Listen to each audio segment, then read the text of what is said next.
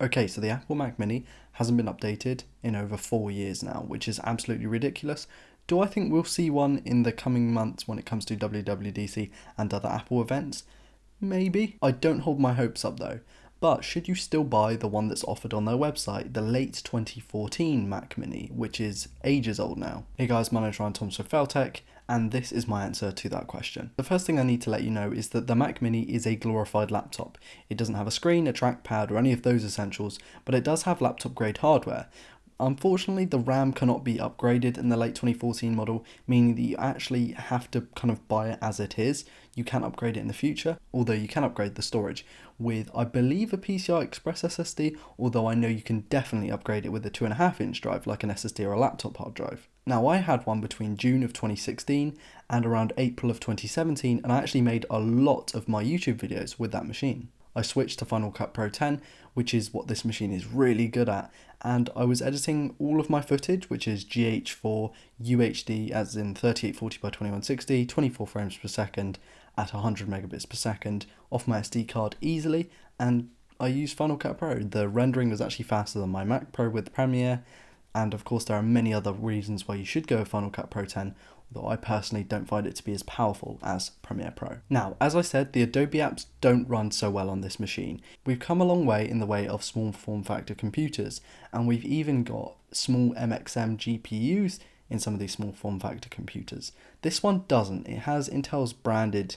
integrated graphics, Iris or Iris Pro, depending on which model you get, which is just really a glorified onboard graphics, or HD 6000, 7000, whatever it is. And this is coupled with a laptop grade CPU, being the 4th generation Core i5 or Core i7, only available in a dual core series though. The dated and extremely underpowered 1.4 or 1.5 gigahertz dual core £479 model that's offered on Apple's website as the base model is severely underpowered, and I genuinely do not recommend that you buy any of these from the Apple website, and that's just because they're stupidly overpriced for what they are. Now, Apple does get a bad rap about obviously overpriced products, but this is seriously a bad one. I got mine on eBay with the 2.6 gigahertz dual core i5, 8 gigabytes of RAM, a 1TB SATA SSD, and of course the onboard graphics. Now, I found this to be really nippy, and of course with a 1TB SSD it was ridiculously fast.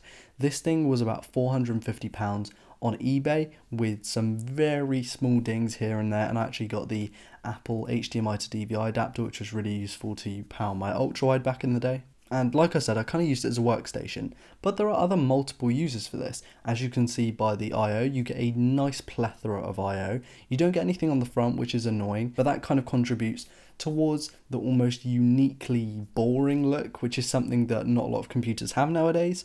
Now, of course, it's not available in space grey or rose gold or anything like that, and it is very old Apple-esque. However, it's something that using as a media center PC, especially with that IR sensor on the front, it can make a lot of sense because it doesn't stand out and it kind of fits into a modern home entertainment setup with onboard HDMI and of course audio out that can be converted into optical audio. It's a really good home theatre setup. Now, when it comes to the I/O, like I said, there's a nice plethora, but it's quite dated. There's no Thunderbolt 3 or USB Type-C. There's no USB 3.1, it's just 3.0 on the back. The card reader is in arguably the wrong spot, and it's not Bluetooth 5.0, which is something I would have liked to see. The purposes I recommend this computer for are a small home kind of family computer, as you can buy third-party VESA mounts to have it mounted on the back of your monitor, which is really cool. Secondly is a media center PC, which is a really cool idea, and actually for a short while I was using it with my UHD TV. It's a really cool experience because you can actually install third-party apps, or you could just use it as a browser, or you can play games on it. Maybe that last one's a little bit far-fetched, but Minecraft at low settings. Or if you simply want laptop performance in a desktop and have your own monitors, it's a perfectly good computer for that as well. Now, like I alluded to earlier, I would recommend buying a used unit. In fact, I can go even further than this. If you get the late 2012 model, Apple actually offered a quad-core 2 GHz i7 in that machine, which is something I definitely recommend you check out and see if you can get for a low price,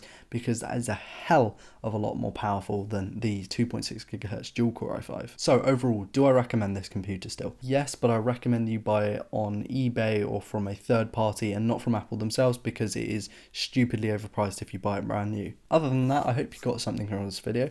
I want to thank HasTech Gamer, Darren and Ross for supporting me on Patreon. I hope you like this new outro. My friend Callum came over and we just spent hours on it. In fact, he did most of the work when he came over the other day, so I thought that was pretty cool. Also, please be sure to follow me on social media, it helps me out. And please do like, dislike, comment or subscribe, and let me know if you want any more videos about the Mac Mini. I currently don't have it, but I have B-roll notes and about a year of experience with that specific machine. Also, some of my friends have Mac Minis, so I can check those out if you want. Anyway guys, my name has been Ryan Thomas from Fail Tech, and I'll see you in the next one. Peace.